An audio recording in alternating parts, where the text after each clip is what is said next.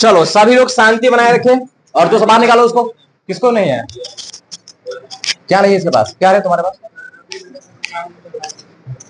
क्या नहीं मिला है तुम्हारे पास?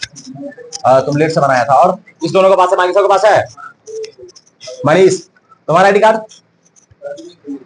क्या मतलब लेट से फोटो खिंचाया? अच्छा और किसी का? चलो ठीक है। ये सब बिना आईडी कार्ड का कोई नहीं आएगा, ठीक है? ये तो कहाँ रखेंगे मालूम है ना? बाहर, ठीक है? हाँ क्या हुआ कहो? किस बेंच पर? लड़की में? तुम्हारे बेंच पर वो लड़का बैठ गया है तो जा रहा है पीछे, उसको करो पीछे। नहीं हो रहा तो उसको सुभाष दोनों को पीछे भेजो। आओ जल्दी आओ जल्दी आओ। ठीक है तुम दो कहां बैठेगी? अरे यहाँ पे आ जाओ ना। यहाँ पे ये डेस्क खाली है, ठीक है? एक स्टूल यहाँ पे लगा हुआ है, एक आदमी यहाँ बैठ जाओ। आने दो, तुम यहाँ पे बैठ सकती हो। तुमको कौन सा नोट करना रहता है? यहाँ पे बैठ जाओ। बैग को ऊपर में रख लो नॉर्मल। इस साइड से बैठ जाओ। इधर भी बैठ सकती है तुम, लिखना थोड़ी रहता है कोनो।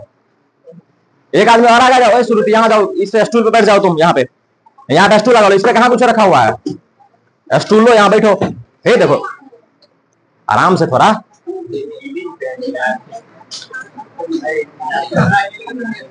उसमें नहीं गिरना तुम, ठीक है? आराम से रहो, नॉर्मल रहो। इस पे नहीं बैठो, उस पर इस पे बैठो ना। इस पे बैठने में क्या दिक्कत है? नहीं दिखेगा तो वहां पे बैठ जाओ उसके बगल में। हाँ देखो फिर हिलाना, फिर डेस्क पकड़ रही है। आदत हो गया है।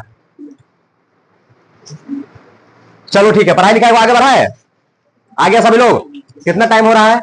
पूरा 7 बजा हुआ है, ठीक है? रुका जाए 1-2 मिनट। किसी और को आना होगा? मेरे विचार से जिसको आना हो गया आ गया होगा। नहीं चलो ठीक है। कई दिन हमारा पढ़ाई लिखाई डिस्टर्ब हो गया। ये 15 अगस्त के चक्कर में 2-3 दिन पढ़ाई डिस्टर्ब हो रहा है हमारा, ठीक है? और कल तो यूं ही डिस्टर्ब हो गया किसी कारण बस, ठीक है? और आज हम लोग अपने पढ़ाई लिखाई कंटिन्यू कर रहे हैं। देखो आज हम लोग बायोटेक्नोलॉजी के इस चैप्टर को खत्म कर देंगे, ठीक है? ये खुशी की बात है, समझ रहे हो ना लड़की साहब? समझ रही है? ठीक है हम लोग आज इस चैप्टर, क्या हुआ? किधर आए? क्लास कर रहे हैं सब। इधर आओ, तुम इधर आओ, पहले इधर आओ। कहो क्या कहना चाहती है? कि आज बैठा दे तुमको?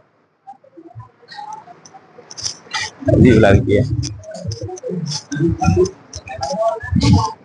कहो। तो ये बात तुम वहां से नहीं बोल सकती थी? जाओ जाओ बैठ जाओ, कल से तुमको नहीं बैठने देंगे। अजीब लड़की है, बताओ। ये बिना आईडी कार्ड का, ये इसको बाहर निकाल दिया है तो कहती है कि आज और छोड़ दीजिए, और ये हमको अकेले में बुला के कहेगी। चलो ठीक है। हाँ क्या बात कर रहे थे हम? हाँ बायोटेक्नोलॉजी को हम लोग खत्म कर देंगे, ठीक है? देख रहे हो कितना जल्दी जल्दी खत्म हो रहा है चैप्टर, ठीक है? क्योंकि जो भी चैप्टर सब है वो सब छोटा छोटा चैप्टर है, ठीक है? सही से बैठो क्लास में, ठीक है? जो भी चैप्टर है वो सब क्या है? छोटा छोटा चैप्टर है। और जब हम लोग जेनेटिक्स वगैरह पढ़ते हैं ना तो बहुत बड़ा बड़ा चैप्टर होता है, ठीक है? तो थोड़ा सा समय लगता है उसमें। बाकी यार सब छोटा छोटा चैप्टर है, ठीक है? और एक्सकोडिंग चैप्टर है। बायोटेक्नोलॉजी तो बवाल चैप्टर है, ठीक है ना? बहुत अच्छा खासा क्वेश्चन पूछता है। जेई नीट में भी 4-5 क्वेश्चन पूछ देता है, ठीक है? जेई नीट मतलब सिर्फ नीट में, ठीक है? चलो तो आगे बढ़ते हैं। देखो हम लोग अभी तक क्या पढ़ रहे थे? देखो सुनो, हम लोग पढ़ रहे हैं प्रोसेस। क्या पढ़ रहे हैं हम लोग? प्रोसेस, ठीक है? मतलब हम लोग पढ़ने क्या जा रहे थे? Process of recombinant DNA technology. यानी कि देखो अगर हमें रिकम्बिनेंट डीएनए बनाना है, अरे बोलो नहीं तुम, कौन है रे? अभी सीधे भगा देंगे, मैथ वाला है वैसे भी, तुम समझ गया? अभी तुम बोला है तब ना तुमको बोले हम, ठीक है? हम लोग क्या पढ़ रहे हैं? मान लो कि हमें रिकम्बिनेंट डीएनए टेक्नोलॉजी बनाना है, ठीक है? या रिकम्बिनेंट डीएनए बनाना है। तो रिकम्बिनेंट डीएनए बनाने का मतलब कैसे बनेगा? तो सबसे पहले हमें प्रिंसिपल पढ़ना है कि कैसे कैसे बनेगा, मतलब क्या सिद्धांत है इसका, प्रिंसिपल पढ़ना है। उसके बाद प्रोसेस पढ़ना है कि कैसे कैसे हम उस प्रिंसिपल का इस्तेमाल करके रिकम्बिनेंट डीएनए बनाएंगे, ठीक है? तो हम लोग क्या किए, जब चैप्टर स्टार्ट किए तो सबसे पहले प्रिंसिपल के बारे में पढ़े। हम लोग पूरा का पूरा प्रिंसिपल पढ़ चुके हैं। अब हम लोग प्रोसेस पढ़ने जा रहे हैं, ठीक है? कि हमने जो प्रिंसिपल पढ़ा बायोटेक्नोलॉजी का, उस प्रिंसिपल्स का इस्तेमाल करके हम लोग रिकम्बिनेंट डीएनए कैसे बनाएंगे, यानी कि पूरा का पूरा प्रोसेस क्या है, हम लोग उस प्रोसेस के बारे में पढ़ रहे हैं, ठीक है? तो जब हम लोगों ने प्रोसेस पढ़ना स्टार्ट किया था तो सबसे पहले हम लोग पढ़े हुए थे, ठीक है? तो सबसे पहले हम लोग पढ़े, हट क्यों रहा है भाई, क्या हुआ इसको?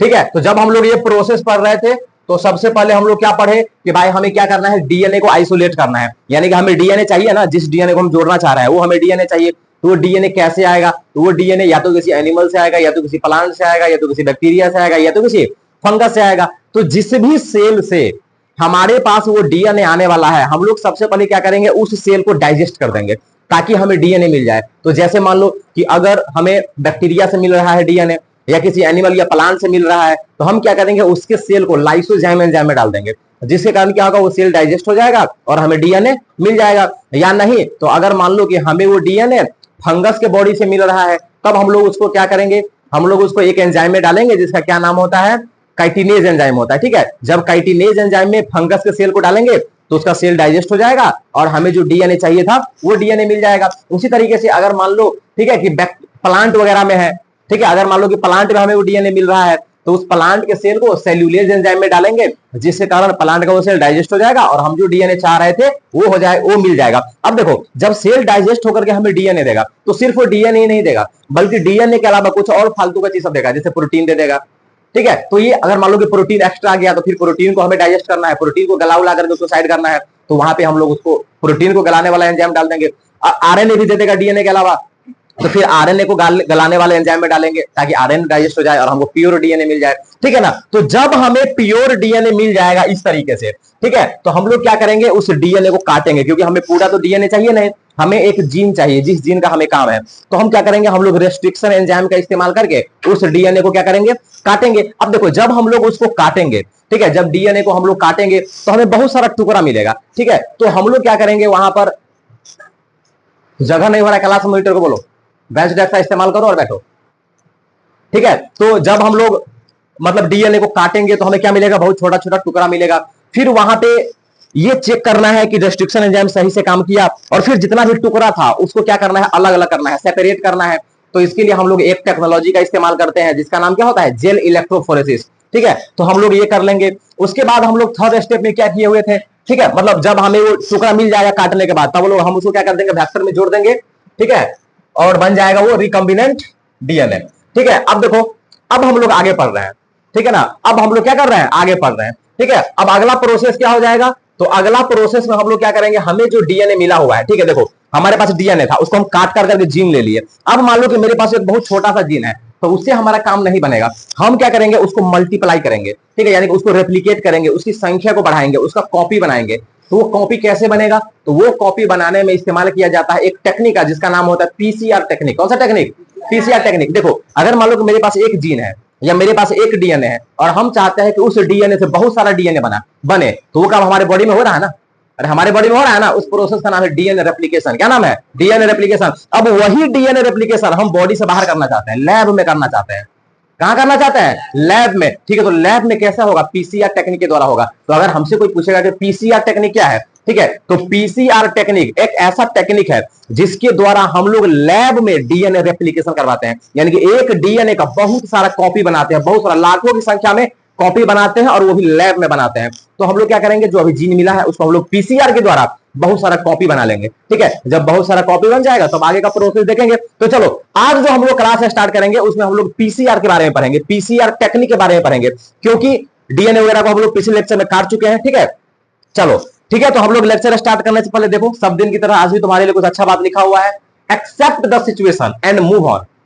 ठीक है, देखो पिछले दिन हम बताए हुए थे तुम लोगों को, ठीक है, कि कभी भी एक्सक्यूज यानी कि बहाना बनाने से काम नहीं चलेगा। ठीक है ना, बहाना बनाने से काम नहीं चलेगा, काम करना पड़ेगा। क्या करना पड़ेगा, काम करना है। यानी कि तुम्हारे पास जो भी सिचुएशन है, तुम्हारे पास पैसा, अब तुम्हारा मेरे पास पैसा नहीं है, मेरे पास अच्छा घर रूम नहीं है पढ़ने के लिए, मेरे पास टेबल नहीं है, मेरे पास 50,000 का मोबाइल नहीं है, मेरे पास अच्छा कॉपी नहीं है। ठीक है, तो इस सबसे कुछ होने वाला नहीं है। ठीक है, कभी भी जो भी तुम्हारा सिचुएशन है उसके बारे में टेंशन लेने से कुछ नहीं होगा। ठीक है, just accept the situation and move on. ठीक है, जो भी तुम्हारे पास सिचुएशन है उसको एक्सेप्ट करो। ठीक है, जो ही चीज तुम्हारे पास है, ठीक है, उसी में काम करो और आगे बढ़ते जाओ। ठीक है, क्योंकि जब काम नहीं करोगे तो तुम्हारा जो खराब सिचुएशन है वो कैसे चेंज होगा। ठीक है ना, अगर मान लो कि तुम खराब सिचुएशन में हो तो उससे बाहर निकलने का एक ही उपाय है कि चुपचाप काम करो। ठीक है, तो इसलिए कभी भी सिचुएशन के बारे में ज्यादा नहीं सोचना है। ठीक है, सिचुएशन जो भी हो एक्सेप्ट करो और अपने काम को आगे बढ़ाओ, आगे बढ़ो। ठीक है, और कोई उपाय नहीं है। ठीक है ना, तो ये बात याद रखना है। चलो ठीक है, हम आगे बढ़ जाते हैं, आज का क्लास स्टार्ट करते हैं। ठीक है, चलो हम लोग बात कर रहे हैं पीसीआर का। किसका बात कर रहे हैं, पीसीआर का। ठीक है, चलो थोड़ा सा बात कर लेते हैं पीसीआर टेक्निक का। सभी लोग इधर कहानी समझो। पीसीआर, देखो पीसीआर को हम लोग क्या बोलते हैं, ठीक है, पॉलीमरेज। क्या बोलते हैं, पॉलीमरेज चेन रिएक्शन। कौन सा रिएक्शन, चेन रिएक्शन। ये बात याद रखना है।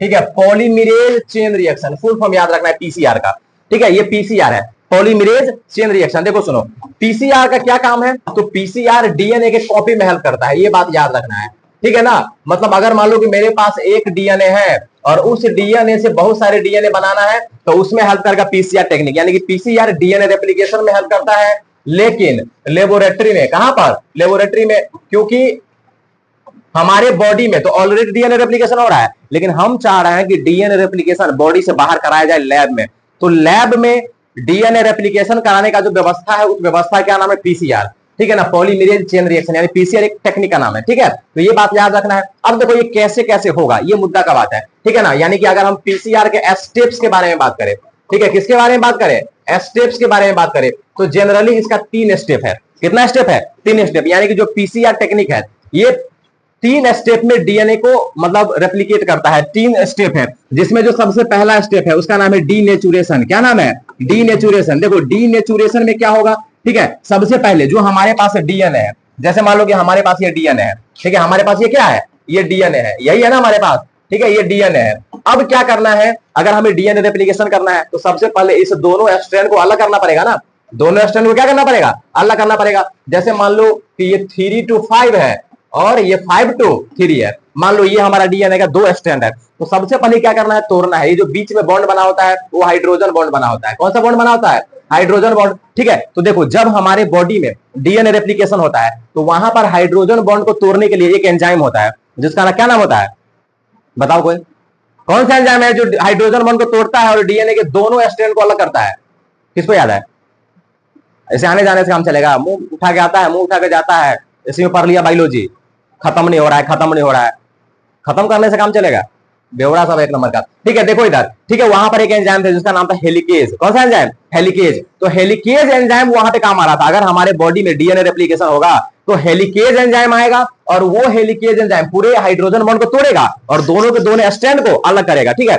लेकिन बॉडी के बाहर अगर हम ये काम कर रहे हैं तो वहां पर हेलिकेज एंजाइम काम नहीं करेगा, ठीक है ना, बॉडी के बाहर ये हेलिकेज एंजाइम काम नहीं करेगा। तो हाइड्रोजन बॉन्ड कैसे तोड़ेंगे, तो सिंपल सा उपाय है, तुम डीएनए को खूब गर्म करो, ठीक है ना, डीएनए को जब हम बहुत ज्यादा गर्म करेंगे तो हाइड्रोजन बॉन्ड टूट जाएगा और जब हाइड्रोजन बॉन्ड टूट जाएगा तो दोनों का दोनों स्ट्रैंड अलग हो जाएगा। इसी प्रोसेस का नाम है डीएनए, मतलब डीनेचुरेशन ऑफ डीएनए, क्या नाम है इसका, डीनेचुरेशन, और हम ये उस चैप्टर में भी पढ़ा चुके हैं डीनेचुरेशन किसको बोलते हैं। तो जब डीएनए को हम बहुत ज्यादा गर्म करते हैं तो हाइड्रोजन बॉन्ड टूट जाता है, ठीक है। इसके लिए टेम्परेचर कितना चाहिए, टेम्परेचर चाहिए लगभग 94 डिग्री सेल्सियस, कितना टेम्परेचर चाहिए, 94 degree Celsius, 94 degree Celsius temperature. जब हम लोग डीएनए को 94 डिग्री सेल्सियस टेम्परेचर पे गर्म करेंगे तो हाइड्रोजन बॉन्ड टूटेगा और डीएनए का दोनों स्ट्रैंड अलग हो जाएगा। इस प्रोसेस का नाम है डीनेचुरेशन ऑफ डीएनए, क्या नाम है इसका, डीनेचुरेशन ऑफ डीएनए, ठीक है। तो पहला स्टेप था डीनेचुरेशन, जब दोनों का दोनों स्ट्रैंड अलग हो जाएगा, ठीक है ना। तो अब हम लोग क्या करेंगे, जैसे मान लो कि हमारे पास ये डीएनए अलग हो गया, ठीक है ना, ये मान लो कि,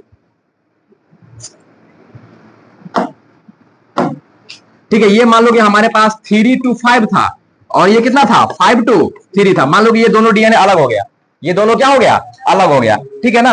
तो जब ये दोनों अलग अलग हो जाएगा तब क्या होने वाला है, ठीक है। अब ये दोनों क्या हो गया, अलग अलग हो गया, ठीक है, एक हट गया क्या, हाँ ये है, ठीक है। अब देखो ये दोनों अलग अलग हो गया था, अब हम लोग क्या करेंगे, हम लोग यहां पर लगाएंगे प्राइमर, क्या लगाएंगे, प्राइमर। और तुम लोगों को याद होगा प्राइमर कहां पे लगता है, 3 एंड पर, कहां पे लगता है, 3 एंड पर, ठीक है। प्राइमर क्या होता है, प्राइमर न्यूक्लियोटाइड होता है, समझ गया ना, अरे पढ़े हो ना वहां पे डीएनए रेप्लिकेशन वाला प्रोसेस में प्राइमर होता है।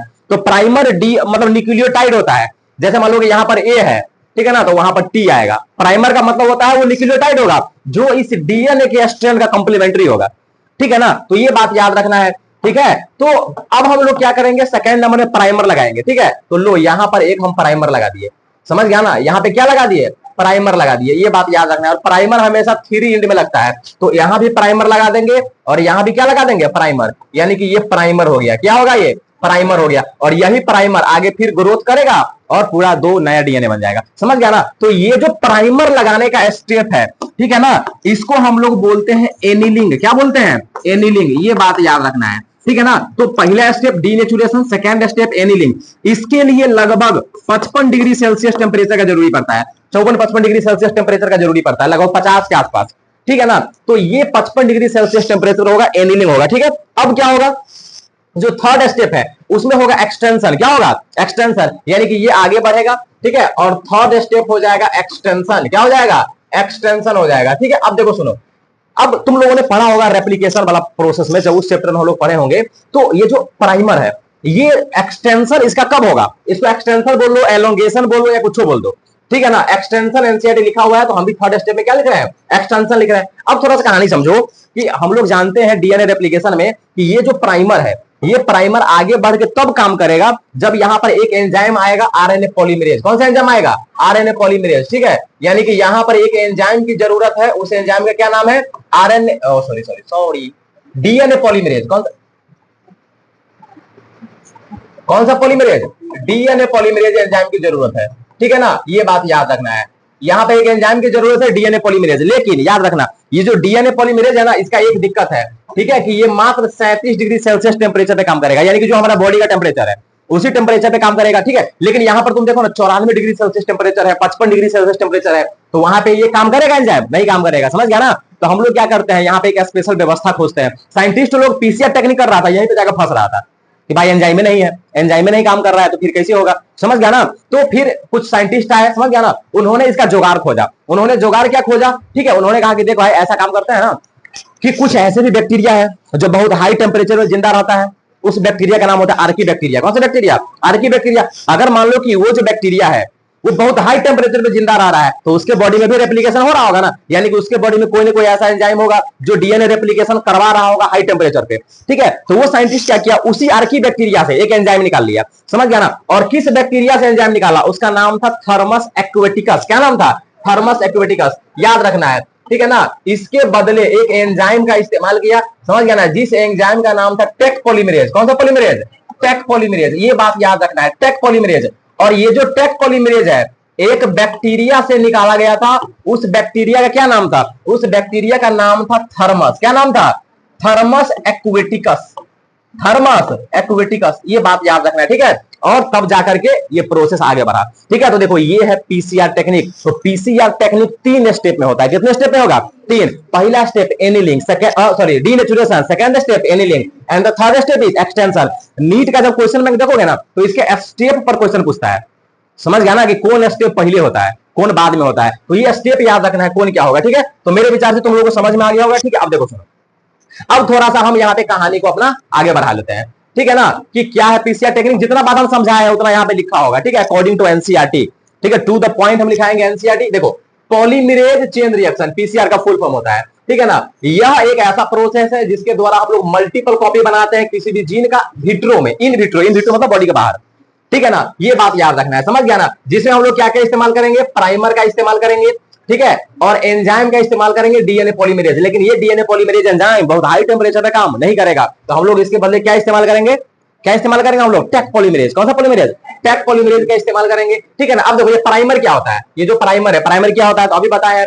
जो प्राइमर है ना, ठीक है, वो ओलिगोन्यूक्लियोटाइड होता है, ठीक है, जो डीएनए का क्या होता है? कॉम्प्लीमेंट्री होता है, डीएनए का स्ट्रैंड का कॉम्प्लीमेंट्री होता है। तो ये तो हम लोग पिछले चैप्टर में पढ़ चुके हैं, ठीक है। अब देखो सुनो, पीसीआर 3 स्टेप में होगा। सबसे पहला स्टेप का नाम है डीनेचुरेशन, सेकंड का नाम है annealing, and the third is extension, ठीक है। ये बात याद रखना है, 3 स्टेप में होगा, ठीक है। इस डायग्राम को देखो, समझ में आएगा, ठीक है। सबसे पहला में क्या हो रहा है? डीनेचुरेशन। देखो पहला डीएनए था, पूरा एकदम 2 डीएनए है, ठीक है ना। हम लोग क्या कर रहे हैं? इसको अब हीट कर रहे हैं। क्या कर रहे हैं? इसको हीट कर रहे हैं। देखो जब हीट किए तो दोनों अलग अलग हो गया, इस प्रोसेस का नाम है डीनेचुरेशन। क्या नाम है इसका? डीनेचुरेशन। गर्म किए दोनों अलग अलग हो गया, ठीक है ना। अब देखो यहाँ पे देखो प्राइमर सेट कर रहे हैं। क्या सेट कर रहे हैं? प्राइमर। देख लो यहाँ पे प्राइमर सेट कर रहे हैं, ठीक है ना। इस प्रोसेस का नाम है एनीलिंग। क्या नाम है? एनीलिंग। अब देखो जब एनीलिंग हो जाएगा तब हम कौन सा एंजाइम देंगे? Taq polymerase. देखो यहाँ पे लिखा हुआ है, समझ गया ना, टेक पॉलीमरेज एंजाइम डालेंगे, ठीक है। तब जाकर के एक्सटेंड करेगा, यानी कि प्रक्रिया को आगे बढ़ाएगा, एक्सटेंशन। अब देखो सुनो, अगर इसी प्रक्रिया को हम 30 बार रिपीट करें, कितना बार रिपीट करें? 30 बार अगर हम रिपीट करें तो तुम लोग को मालूम है कितना डीएनए बन जाएगा? 1 बिलियन। कितना बिलियन? 1 बिलियन। अब समझो अगर हम 30 बार रिपीट करते हैं इस प्रोसेस को, इस साइकिल को, तो 1 बिलियन हमारे पास डीएनए बन जाएगा, समझ गया ना। तो कहानी समझो, ठीक है। तो 3 स्टेप में होता है, डीनेचुरेशन, एनीलिंग और एक्सटेंशन। हम डायग्राम के द्वारा भी समझा दिए, ठीक है। अब देखो डीनेचुरेशन का क्या मतलब है? हम लोग डीएनए को हीट करते हैं, ठीक है, 94 डिग्री सेल्सियस पर, जिसके कारण उसका स्ट्रेंथ क्या हो जाएगा? सेपरेट हो जाएगा, ठीक है। और दोनों का दोनों स्ट्रेंथ टेम्पलेट की तरह काम करेगा, यानी कि उस पर नया डीएनए बनेगा। तो ये कहानी हम लोग कर चुके हैं, ठीक है। उसके बाद एनीलिंग। एनीलिंग का क्या मतलब हुआ कि 2 प्राइमर को जोड़ना। ये 52 डिग्री सेल्सियस टेम्परेचर पे होता है, 3 एंड पर। हम बताए हैं प्राइमर 3 एंड पे जुड़ेगा, ठीक है। तो जो दो स्ट्रैंड अलग अलग हुआ था उसके थ्री एंड पर दो को प्राइमर को जोड़ना एनीलिंग कहलाता है, ठीक है। ये बात याद रखना है। और ये कितना टेम्परेचर पे होगा, 52 डिग्री सेल्सियस टेम्परेचर पे होगा। And the third is extension, ठीक है ना। अब देखो एक्सटेंशन कैसे होगा, तो वहां पर हम लोग एक स्पेशल एंजाइम का इस्तेमाल करते हैं जो थर्मोस्टेबल होगा, यानी कि उसको टेम्परेचर और प्रेशर कोनो फर्क नहीं पड़ेगा। उस एंजाइम का नाम होगा टेक पॉलीमरेज। क्या नाम होगा, टेक पॉलीमरेज। और ये जो टेक पॉलीमरेज है एक बैक्टीरिया से निकाला जाएगा जिसका नाम है थर्मस एक्वेटिकस। क्या नाम है, थर्मस एक्वेटिकस। थर्मस एक्वेटिकस से जो एंजाइम निकला टेक पॉलीमरेज, इसका क्या खासियत है कि हाई टेम्परेचर पर भी एक्टिव रहेगा और ये अपना काम करेगा, ठीक है ना। ये बात याद रखना है। अब देखो अगर हम कंटिन्यूअस रेप्लिकेशन करें, 30 बार रिपीट करें, ठीक है, तो लगभग 1 बिलियन कॉपी बन जाएगा। कितना कॉपी बन जाएगा, 1 बिलियन कॉपी बन जाएगा, ठीक है। तो ये था तुम्हारा पीसीआर टेक्निक, ठीक है। तो सब लोगों को समझ आ गया पीसीआर, समझ में आया। पीसीआर से क्वेश्चन पूछता है बिहार बोर्ड और नीट भी, ठीक है। तो ये बात याद रखना है, पीसीआर को अच्छे से समझना है। तो पीसीआर सबको समझ में आ गया होगा, ठीक है। चलो अब हम लोग क्या करेंगे, ठीक है। अब मान लो कि बहुत सारा हम डीएनए बना लिए, अब उसको क्या करेंगे, होस्ट के बॉडी में डालेंगे ना। कहां पे डालेंगे, होस्ट के बॉडी में डालेंगे। तो होस्ट के बॉडी में कैसे डाला जाए, तो इसका बहुत सारा तरीका जानते हो ना तुम लोग, ठीक है। एक था जीन गन वगैरह सब था ना, ठीक है। तो बहुत सारा तरीका है, तो किसी भी तरीका से तुम होस्ट के बॉडी में डाल दो। लेकिन अब हमारे पास सवाल है कि जब बॉडी में डाल दिए तो हमको कैसे पता चलेगा अंदर गया कि नहीं गया, ठीक है। तब वहां पर हम लोग इस्तेमाल कर रहे थे सेलेक्टेबल मार्कर का। किससे इस्तेमाल कर रहे थे, कहानी याद आ रहा है, ठीक है। तो हम लोग क्या किए, बहुत सारा डीएनए बना लिए, बहुत सारा रेप्लिकेशन कर लिए। अब हम क्या करेंगे, उसको होस्ट के बॉडी में डालेंगे। तो चलो हम बॉडी में डाल दिए, लेकिन हमको कैसे पता चलेगा कि बॉडी में गया कि नहीं गया, समझ गया ना। तब वहां पर हम लोग इस्तेमाल करेंगे सेलेक्टेबल मार्कर का। किसका इस्तेमाल करेंगे, सेलेक्टेबल मार्कर का, समझ गया ना, ठीक है। तो ये बात याद रखना है, ठीक है। और सेलेक्टेबल मार्कर वही एम्पिसिलिन वाला कहानी, जैसे मान लो, ठीक है, जैसे यहां पे कहानी समझो। जैसे मान लो कि ये तुम्हारा होस्ट है, ये क्या है, होस्ट है। और मान लो कि एक ये होस्ट है, ठीक है। अब इसमें हम डाल चुके हैं डीएनए। क्या डाल चुके हैं, डीएनए, ठीक है। ये डीएनए डाल चुके हैं, ठीक है। अब मान लो कि यहां में जो इतना दूर है ये हम जीन को जोड़े हुए हैं, ठीक है। उसी तरीके से मान लो कि यहां भी हम डाल चुके हैं, ठीक है। अब देखो सुनो कहानी समझो। अगर मान लो कि इसके पास, ठीक है ना, इसके पास एम्पिसिलिन, देखो कहानी समझो, इसके पास अगर एम्पिसिलिन रेसिस्टेंट जीन होगा, कहानी समझो। अगर मान लो कि, ठीक है, अगर मान लो कि हम जो डीएनए को जोड़ रहे हैं, ठीक है, अगर मान लो कि उसमें एम्पिसिलिन रेसिस्टेंट जीन है, ठीक है, इसका मतलब हुआ जैसे मान लो कि ये जीन है, ठीक है, ये वाला जो पीला वाला है वो जीन हम जोड़ के रखे हुए हैं, ठीक है। और मान लो कि ये जो मतलब जो वेक्टर हम जोड़े हुए हैं उसके पास एम्पिसिलिन रेसिस्टेंस बचा हुआ है, ठीक है, यानी कि हम उसको काटे नहीं है, ठीक है, यानी कि इसके पास एम्पिसिलिन रेसिस्टेंस जीन है, ठीक है। तो अगर मान लो कि हम जब किसी के होस्ट के बॉडी में डालेंगे, ठीक है, मान लो कि इसको भी होस्ट के बॉडी में डाल दिए, इसको भी होस्ट के बॉडी में डाल दिए। अब क्या करेंगे, दोनों होस्ट को हम एम्पिसिलिन देंगे। दोनों होस्ट को क्या देंगे, एम्पिसिलिन। अगर मान लो कि एम्पिसिलिन से ये वाला मर गया, इसका मतलब इसके पास एम्पिसिलिन रेसिस्टेंस जीन नहीं है। इसका मतलब क्या हुआ कि जो डीएनए हम जोड़ना चाह रहे थे वो इसमें नहीं गया, समझ गया ना। लेकिन अगर बच गया इसका मतलब क्या हुआ कि उसमें वो जीन चला गया जो हम डालना चाह रहे थे, क्योंकि उसके पास एम्पिसिलिन रेसिस्टेंट जीन था, ठीक है। तो ये बहुत अच्छा वाला कहानी है, हम लोग सेलेक्टेबल मार्कर में पढ़ चुके हैं ये कहानी, ठीक है ना। अब देखो सुनो, किसी भी मेथड का इस्तेमाल करके जो डीएनए तुमने जोड़ा है उसको क्या करो, होस्ट के बॉडी में डाल दो, ठीक है ना। और अब क्या करेंगे, हम लोग चेक करेंगे कि वो अंदर गया कि नहीं गया, ठीक है ना। तो उसको हम लोग एम्पिसिलिन रेसिस्टेंट जीन दे करके चेक करते हैं, इकोलाई में डालेंगे उसको, ठीक है। अगर मान लो कि एम्पिसिलिन रेसिस्टेंट सेल अगर वो हो गया, अगर मान लो कि ट्रांसफॉर्म्ड सेल और जो नॉन ट्रांसफॉर्म्ड सेल है उस दोनों को हम क्या करेंगे, दोनों को हम एम्पिसिलिन मीडियम में डालेंगे। तो जो ट्रांसफॉर्म है यानी जिसके पास वो डीएनए नहीं जाएगा वो मर जाएगा। क्या हो जाएगा, मर जाएगा। तो ये सिलेक्टेबल मार्कर की कहानी है, हम लोग बहुत डिटेल में पढ़ चुके हैं। तो मेरे विचार से सब लोग को ये समझ में आ गया होगा, ठीक है, कि होस्ट के बॉडी में डालेंगे फिर जाकर के उसको क्या करेंगे, चेक करेंगे। देखो इधर ये कहानी है, समझ गया ना। ये ट्रांसफॉर्म्ड है, नॉन ट्रांसफॉर्म्ड है, दोनों को हम लोग एम्पिसिलिन वाला मीडियम में डालेंगे, समझ गया ना, ठीक है। तो जो एम्पिसिलिन रेसिस्टेंट होगा वो ग्रो करेगा, बाकी क्या हो जाएगा, मर जाएगा। तो ये कहानी। अब देखो सुनो, हाँ, अब हम लोग सब काम कर लिए, अब क्या करना है, अब जो चाह रहे थे हमको वो चाहिए। हम क्या चाह रहे हैं, हम चाह रहे हैं हमको प्रोटीन मिले। क्या मिले, प्रोटीन। एक डीएनए हम चाह रहे हैं कि बॉडी में चल जाए, तो कब काम करेगा, जब वो प्रोटीन बनाएगा। क्या बनाएगा, ऐसे ही काम करता है ना डीएनए। डीएनए आरएनए बनाएगा, फिर आरएनए प्रोटीन बनेगा, फिर वो प्रोटीन एंजाइम बनेगा, तब जाकर के कोई काम होगा, ठीक है। यही प्रोसेस था ना, ठीक है।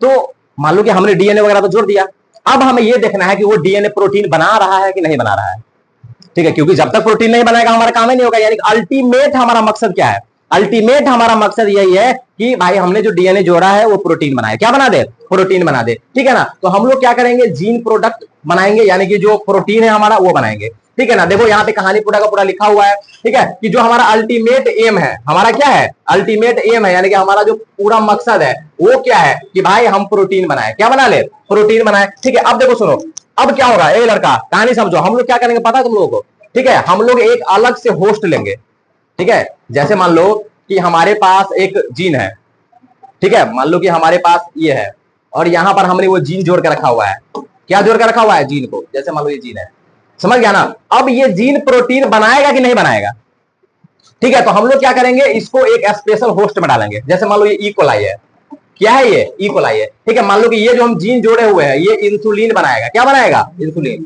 यानी कि इंसुलिन बनाने वाला डीएनए हम जोड़ना चाह रहे हैं, ठीक है। तो अभी जो ई कोलाई है इसमें इंसुलिन नहीं बनता है, नेचुरली इसमें इंसुलिन नहीं बनता है, तो हम लोग क्या करेंगे, इसको इसमें डाल के देखेंगे, ई कोलाई में, किसमें डाल के देखेंगे, ई कोलाई में। अगर ई कोलाई में इंसुलिन बनना चालू हो गया, इसका मतलब हमारा काम सक्सेसफुल हो गया, समझ गया ना, ठीक है। तो अब देखो ई कोलाई में बन तो नहीं रहा था, ई कोलाई में बन रहा था, नहीं बन रहा था, लेकिन ओरिजिनली नहीं बन रहा था, लेकिन जब हमने रिकम्बिनेंट टेक्नोलॉजी के द्वारा उसके अंदर डाले अपना डीएनए, तो क्या हो गया, बनना चालू हो गया, ठीक है ना। तो ये जो तुम्हारा है इसको बोलते हैं हेटेरोजाइगस होस्ट। कौन सा host, heterozygous host. Heterozygous host का मतलब हुआ कि इसमें ओरिजिनली वो काम नहीं हो रहा था, लेकिन जब हमने बाहर से डीएनए डाला तो उसके अंदर वो काम होने लगा, तब इस होस्ट का नाम हो जाएगा हेटेरोजीनस होस्ट। ये बात याद रखना है, ठीक है। और इसके बॉडी में जाकर के जो प्रोटीन बनेगा उस प्रोटीन का नाम होता है रिकम्बिनेंट प्रोटीन। कौन सा प्रोटीन, रिकम्बिनेंट प्रोटीन। ये बात याद रखना है, देखो यहाँ पे लिखा हुआ है रिकम्बिनेंट प्रोटीन, यानी कि जब हम हेटेरोजाइगस होस्ट में फॉरेन जीन को डालेंगे, ठीक है, तब जो प्रोटीन बनेगा उसका नाम है रिकम्बिनेंट प्रोटीन। कौन सा प्रोटीन, रिकम्बिनेंट प्रोटीन। अब देखो जब हम लोग यहां पर चेक कर लिए हेटेरोजाइगस होस्ट में डाल करके कि चल भाई बन गया, प्रोटीन बन गया, यानी कि ये काम कर रहा है, समझ गया ना। तो जब यहां पर हमारा काम सक्सेसफुल हो जाएगा, ठीक है ना, तब हम इसको क्या मतलब हम लोग लेबोरेटरी में बना लेंगे। जब हमारा काम ये सक्सेसफुल हो जाएगा ना, तब हम लोग क्या करेंगे, इसको बड़े लेवल पर बनाएंगे। क्या करेंगे, इसको बड़े लेवल पर बनाएंगे, यानी कि जो है लार्ज बायोमास, यानी कि बड़े लेवल पर बनाएंगे उसको हम, ठीक है। तो ये बात याद रखना है। अब बड़े लेवल पर कैसे बनेगा, तो इसके लिए एक मशीन आता है, एक व्यवस्था आता है जिसका नाम है बायोरिएक्टर। क्या नाम है, बायोरिएक्टर। यानी कि बायोरिएक्टर एक ऐसा मशीन है जिसके द्वारा हम बहुत ही बड़ी मात्रा में अपना प्रोटीन बना सकते हैं, ठीक है। यानी कि जो प्रोटीन हम बनाना चाह रहे थे रिकम्बिनेंट डीएनए टेक्नोलॉजी का इस्तेमाल करके, वो लैब में जब बनाएंगे तो कम सम बनेगा, लेकिन अब हम चाह रहे हैं कि बड़ा अमाउंट बने। कैसे बने, बड़ा अमाउंट में, 1000 का 1000 लीटर एक बार बने, समझ गया ना। तब वहां पर एक मशीन का इस्तेमाल होता है, एक बड़ा बड़ा टंकी का इस्तेमाल होता है जिसका नाम होता है बायोरिएक्टर। क्या नाम होता है, बायोरिएक्टर, समझ गया ना। बायोरिएक्टर क्या है, बायोरिएक्टर एक वेसल होता है, एक बर्तन जैसा चीज होता है जो रॉ मटेरियल को, समझ गया ना, हमारे प्रोडक्ट में कन्वर्ट करता है बायोलॉजिकल प्रोसेस